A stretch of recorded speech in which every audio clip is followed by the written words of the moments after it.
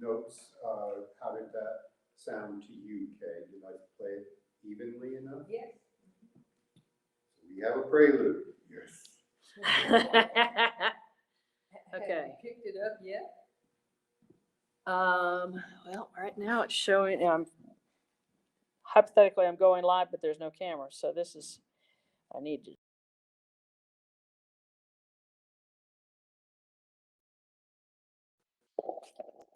I bet it's not going to stay. I can tell already. Say what? All right. Spirit of life, come unto me. Sing in my heart all the stirrings of compassion. Blow in the wind, rise in the sea, move in the hand, giving life the shape of justice. Roots hold me close, winds set me free. Spirit of life, come to me, come to me. From peak to peak it flashes, it lasts along the sky, till glory of the sunlight on all the land shall lie. Above the generations, the lonely prophets rise, while truth flares as the day star within their glowing eyes. And other lights beholding are kindled from that flame, and dawn becomes the morning when prophets love proclaim. The soul has lifted moments above the drift of days, when life's great meaning breaketh in sunrise on our ways. Behold the radiant token of faith above all fear. Night shall release its splendor, that morning shall appear.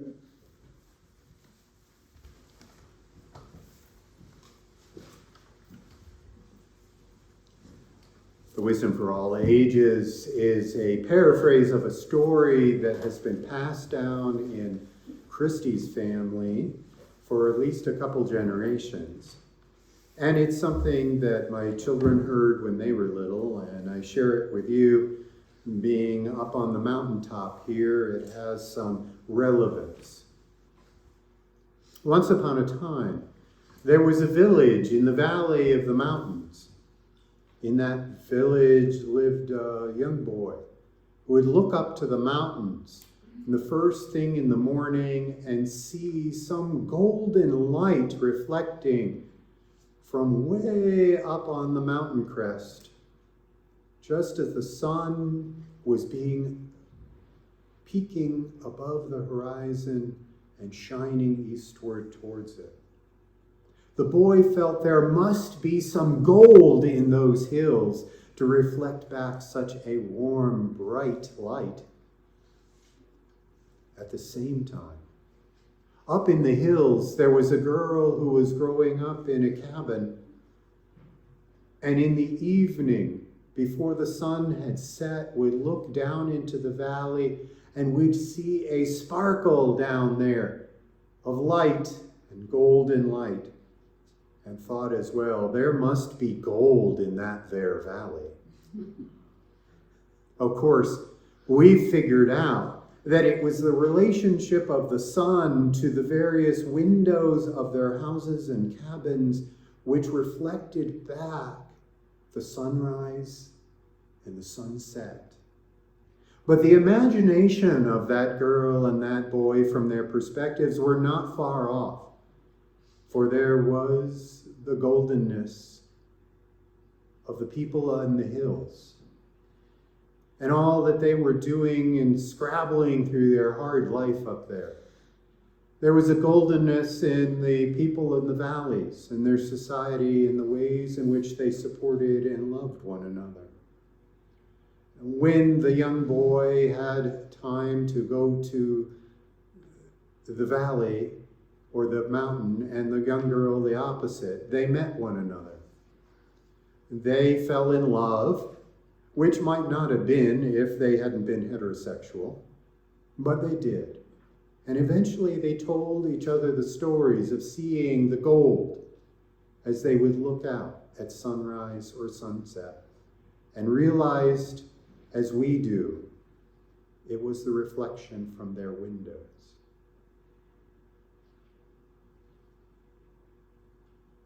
We know that each of us, when we have the chance to look longingly out, we have the chance to see the golden smiles on people's faces, the sparkle in people's eyes, the sense of warmth beating just under the rib cages as we meet and greet one another. This is our story. This is our piece of wisdom. We now enter a time of prayer and meditation. Shift yourself in your seats, whatever you need to do, take a deep breath, and whatever you need to be ready for this moment, to enter your hearts into this moment. Spirit of love and life, on this day, September 11th, we come with hearts tuned to the knowledge that there is war and violence in this world, just as there had been 21 years ago violence in our country as the planes crashed in the fields, the Pentagon, the Trade Center. And we were cast into a sense of fear for the terrorism reigning around us. We pray for the families of all the first responders and the victims in each of those locations. Let us not forget those who were trying their best, those who crashed the plane deliberately into a field in Pennsylvania, sacrificing their lives that their plane would not be made into a weapon, and those officers who were thrown into disruption and grief that day. September 11th. Our hearts and prayers also go out to those who are suffering from COVID and recovering. Catherine Burley and others who this week were quarantined. May we be safe and recover and do well. Our hearts also go out to Jim Sanders, who's been transferred to hospice care this week, and to Gloria, especially as she notes that in their 71 years of marriage, this separation is a first. We hold in our hearts the thoughts and the prayers of those who are online, those here in the room. If you would like to speak aloud in this silence a name, a memory, you may do so.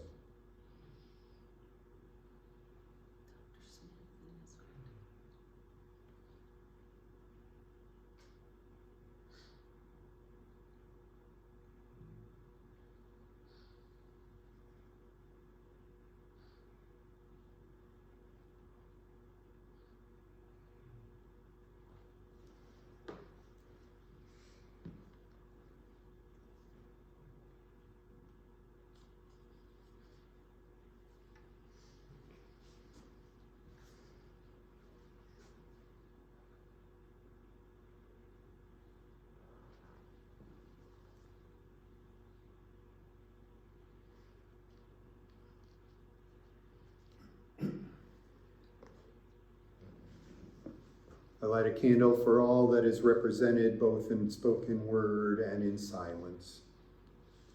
In the name of all those known and unknown, remembered and forgotten, in the name of all the helpers of humankind, I say amen. Blessed be.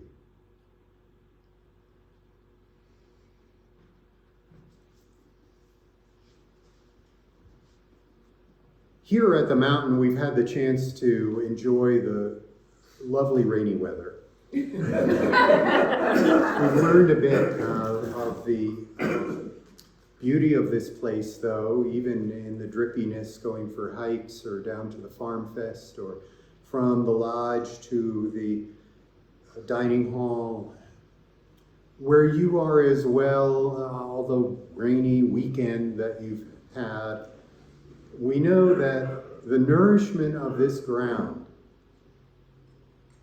is fed by ways in which we have no control.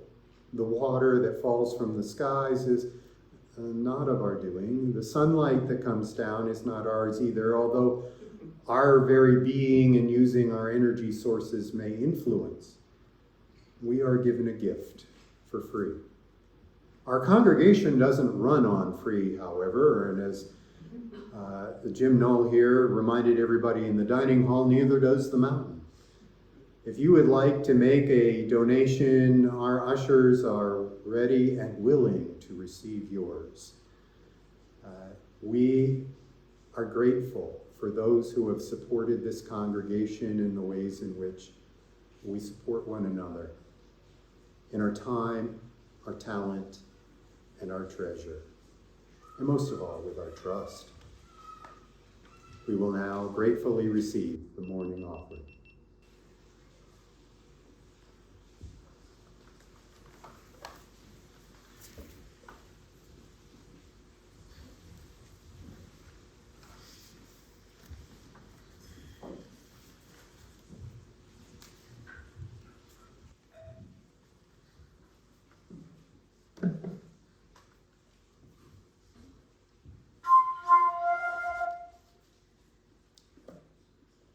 Come, thou fount of every blessing, tune our hearts to sing thy grace. Streams of mercy never ceasing, call for songs of loudest praise.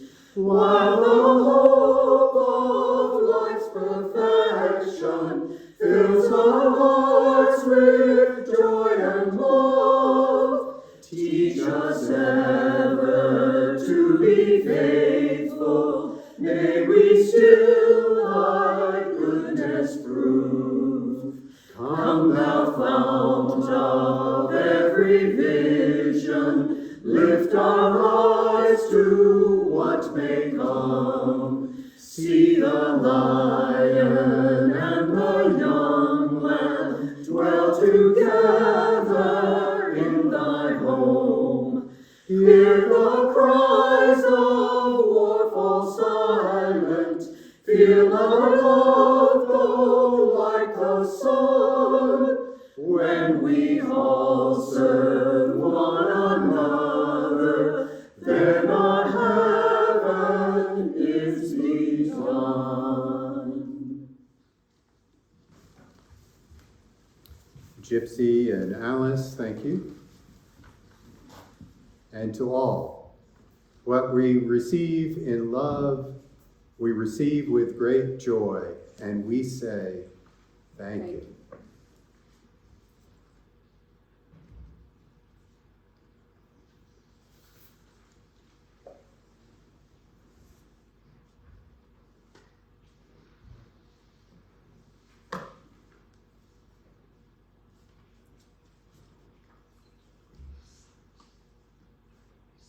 A reading this morning is from Starhawk, from Dreaming the Dark, Magic, Sex, and Politics by Beacon Press.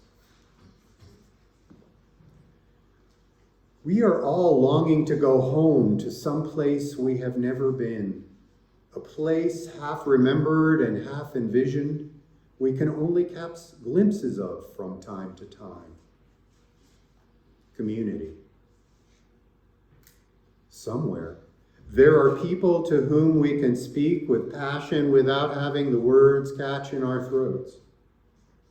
Somewhere, a circle of hands will open to receive us. Eyes will light up as we enter.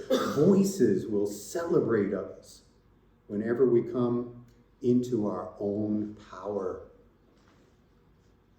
Community means strength that joins our strength to do the work that needs to be done.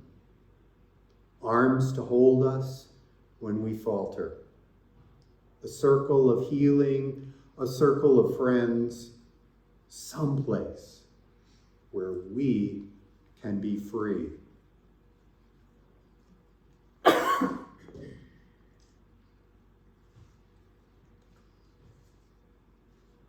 Where do we come from? Who are we? Where are we going? And most importantly, how do we get there? Some of this is paraphrased from a chant that we've been singing, different layered ways of where do we come from on this retreat. The ideas that I wish to present in this short homily this morning is that we find ourselves in communities that indeed, as Starhawk says, embrace us, give us the courage to be ourselves, celebrate with us as we discover something deep, wonderful, and soulful about ourselves. No matter what language you use about how you're drawn out of your own ego, and pull out from yourself, from your greatest, deepest values of who you are. We as Unitarian Universalists celebrate with one another the idea that we figure out, where did we come from? Who are we? Where are we going? On the retreat this weekend, one of the exercises I've asked the group to do was to write a cinquain, a 5-line poem, a few words related to some extent to some of what the congregant feels is central to their spirituality, their strength of spirit, their connection beyond themselves to life, the universe, and everything. Which starts with a noun and then 2 words that modify that noun on the next line, and then 3 words ending in ing, and then a 4-word phrase that helps round things out, and finally a synonym, a describer of some sort. Those of you who've taken the Building Your Own Theology course with me or previous leaders in our adult religious exploration before may recognize this as one of the exercises as we figure out ourselves and express ourselves. Ian Cowie has been generous and brave enough to share his this morning, and I'll give you an idea from his example. Trees, diverse, colorful, anchoring, growing, swaying, giving life to all, strength.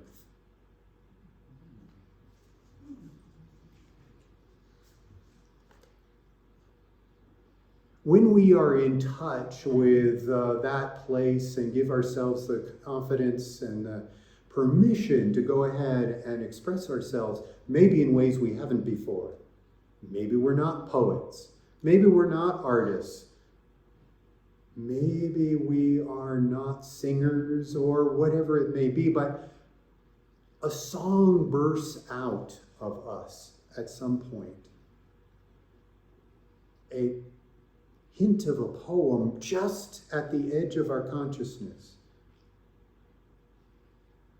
A chance of imagination and scribbling colors on a piece of paper saying, let me remember this moment of connection.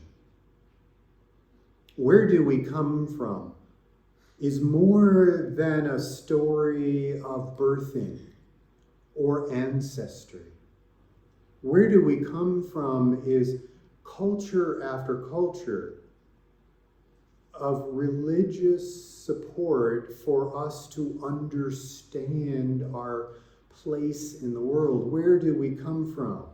We come from Christian, Jewish, Muslim, Sikh, earth-centered, humanist groundings. We come from those who showed us a way, or the antithesis of a way of how to live in life with one another. We come from a society which, on the one hand, laments the way we have divisions, but don't necessarily know that well how to have us make bridges. Where do we come from? All of that and a whole mess more. What are we? Or who are we? We are the people who eat a peckful of dirt before we're done with life. We are the people who walk barefoot in the grass. We are the people who get in the car and drive and fight traffic and learn how to drive roundabouts and stress and don't like hearing honking horns. We are the people who find our way to a corner of the world, a space, a moment in which we realize we're more than all of that. It's said that for guys, and now probably with the catch-up of heart attacks of women, our identities are tied up with what's on our business card. Who are you? Oh, well, here you go. Here's my card. It used to be, they said, that Social Security really didn't have to go beyond age 65 because once somebody was given a gold watch and a rocking chair, they lost a sense of purpose and very quickly slipped away to death. We've outsmarted our predecessors by finding retirements which give us a sense of self and meaning. What are we? We are skin and bones. We are smelly, stinky beings who sometimes shower.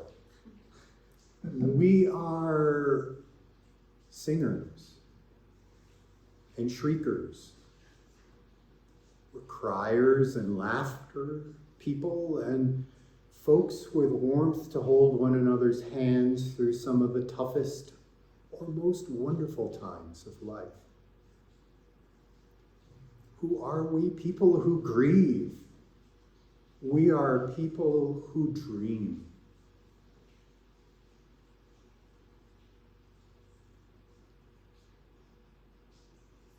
Where do we go next? I believe that the best place to go is the place in which we recognize some vibrating energy within us. Even back as a kid when I was reading Ralph Waldo Emerson. Be true to that iron string, Emerson said. Something vibrating within. Or as I learned later with the Quakers, listen for the Spirit. And at the same time, attune to your own inner light. It's one and the same. With that as our guide, we might know that we want more of that feeling, not more of the ickiness of everyday life, but more of the feeling of the connection to life, universe, and everything.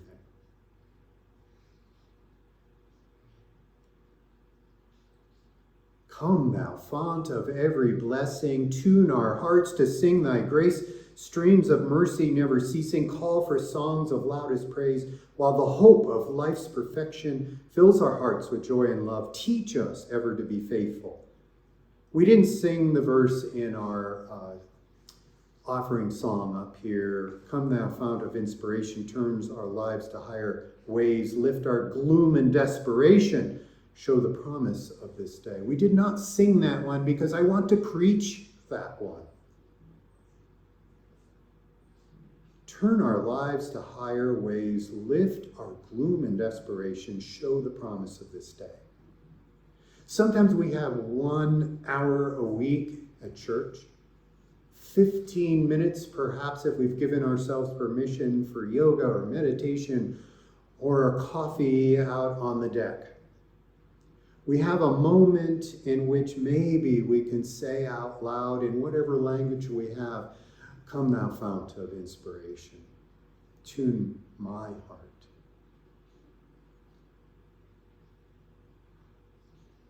I believe this is how we get to where we're going with one another. I believe we get there by sharing with one another the stories of the ways in which our own iron string vibrates within us to speak out loud.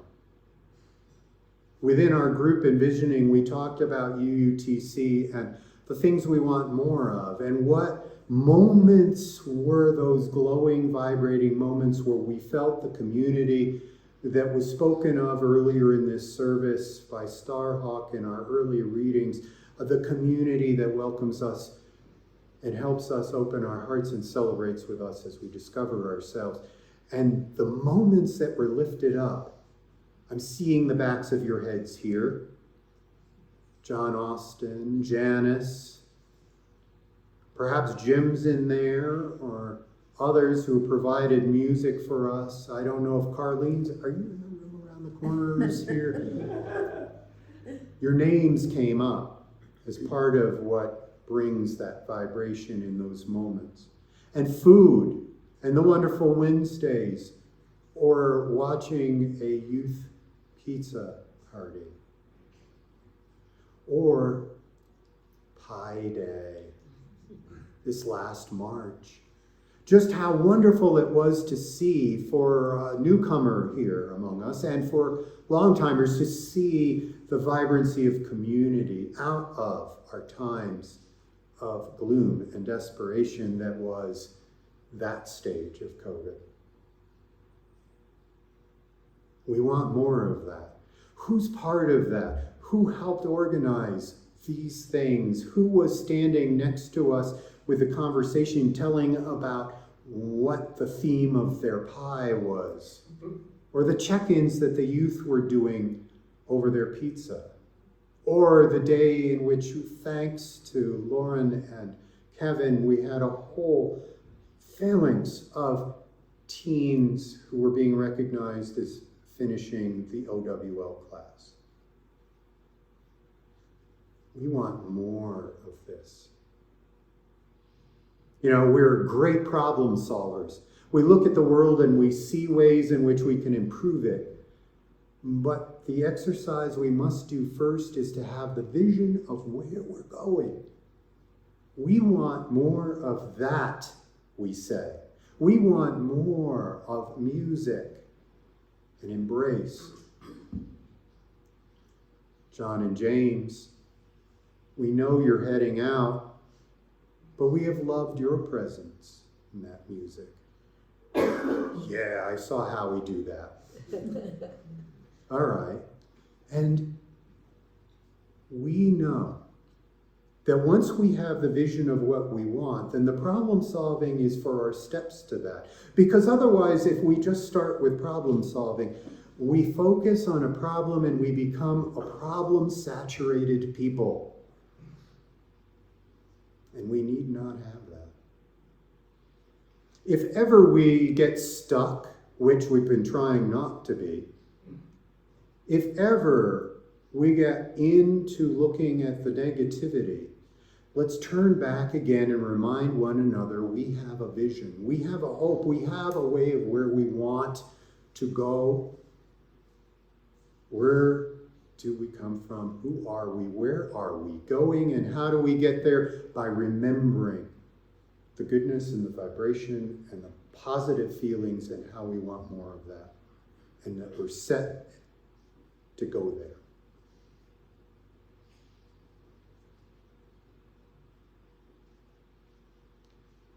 I would like for us, when we come down off our mountains, or you all leave from your homes and the sanctuary back to everyday life, I would like for us to keep hold of this. Be true to that iron string. Listen for the Spirit. Understand that moment when you get that tingle, that those are the moments we wish to recreate. Those are the moments in which we are who we are in community, in that embrace that Starhawk talked about. That is the promise, the hope, and the identity. Thank you for listening in. Thank you for being part of other people's vibrating moment. Thank you for being attentive to the trueness of what is within. I invite you to rise as you're willing and able and sing with me from the Teal hymn book, number 1020, Woe Ya Ya, because we know it will be muddy and rough, literally today, but also in the future.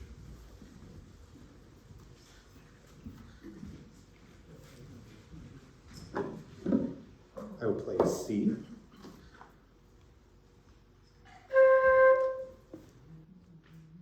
We are going, heaven knows where we are going, but we know within, and we will get there. Heaven knows how we will get there, but we know we will. It will be hard, we know, and the road will be muddy and rough, but we'll get there. Heaven knows how we will get there, but we know we will.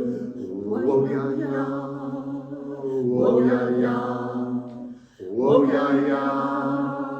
Whoa, ya, ya. We are going.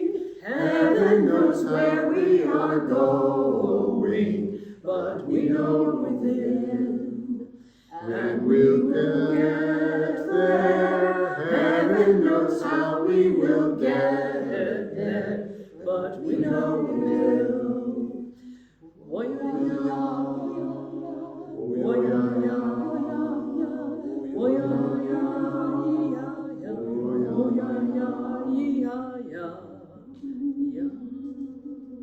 We will wait here in this room until the disruption that's going on in the sanctuary is gone through. Would somebody go to the microphone and let me know what disruption was just occurring?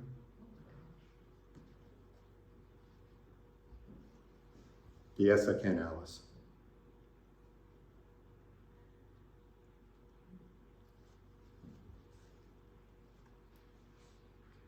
Our hearts go out to Gypsy as she slipped. I'm so sorry to hear that. Oh, goodness. Yeah.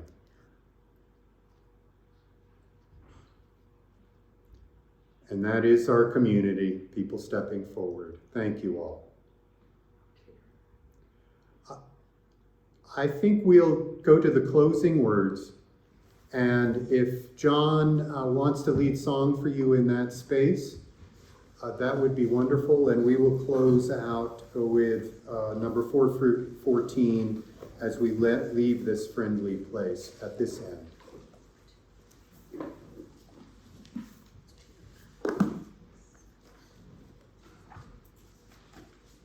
As we extinguish our flame, we do not extinguish the glow that is in each of us. Our hopes, our fears, but mostly the positive energy that we carry forth from this community. May we go forth this week with love, return again with the verve and the vibration to join again in community. Our hearts go out to those in need of medical assistance, and our prayers as well. Blessings on all of you. Amen.